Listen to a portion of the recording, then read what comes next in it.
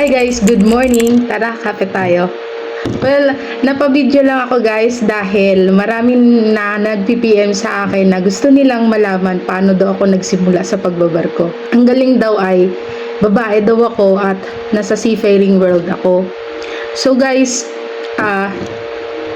mga simple question lang yung isasagutin ko dito guys at sabihin dito sa ating vlog para hindi humaba yung ating video. Common questions na tinatanong sa akin ay yung course ko.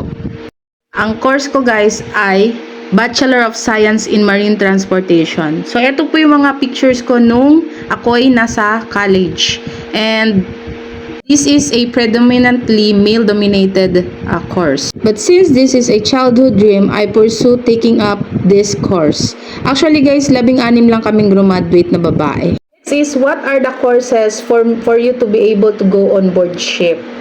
You may take marine transportation if you want to be in deck department, or marine engineering if you want to be part of the engine department, or you may take culinary courses and or test the courses like housekeeping for you to be part of the steward department. Who or what inspires you to take seafaring courses? Growing up, I have a fair share of obstacles, and I found the calmness of the sea and it gives me peace.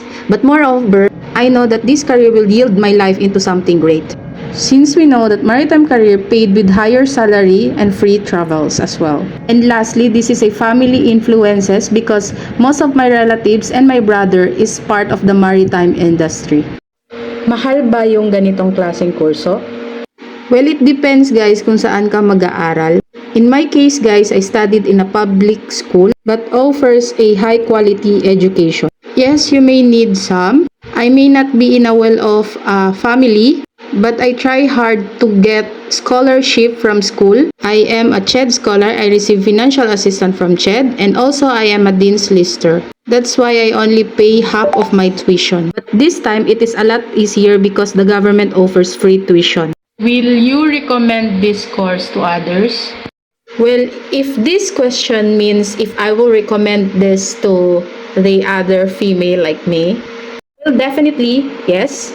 I will recommend it to the other female like me because this not only this kind of course offers a high paid salary, but this is a challenging course wherein, I mean challenging, it's because you may unlock any potential or unlock any hidden skills that you have. Just like me, I really don't know what life I may have after school, but through the experiences I experienced inside the school and through the experience I experienced in the sea, I have unlocked potentials like I am doing any manly job like carpentry, like that. And also, you can travel for free basta convenient lang sa port. And you will really know what life is kasi makikita mo ay dagat at makakaapak ka lang ng lupa after a month of voyage, pinakamababa na a week of voyage pag sa international trade ka. But one thing for sure that the female who wants to take this course may requires a lot of determination, passion, and driven. Dapat kailangan niyang maging matatag kasi maraming pagsubok ang mararanasan niya sa barko at kailangan ay dedicated siya to take this course kasi kung hindi ka naman dedicated to do such things and if you don't do work with your heart or yung gusto ng puso mo is hindi ka magiging masaya. Kaya there is no turning point if pumunta ka na sa ganitong kurso, tulad ng kasabihan namin nung nasa college kami, kung nabasa ka na nga, mag-shampoo ka na. So tuloy-tuloyin mo lang at ma-enjoy mo din yung ride ng pagbabarko. So yun lang sa ngayon, at kung marami pa kayong tanong, do not hesitate to comment down below para naman po meron akong isasagot sa susunod na vlog ko.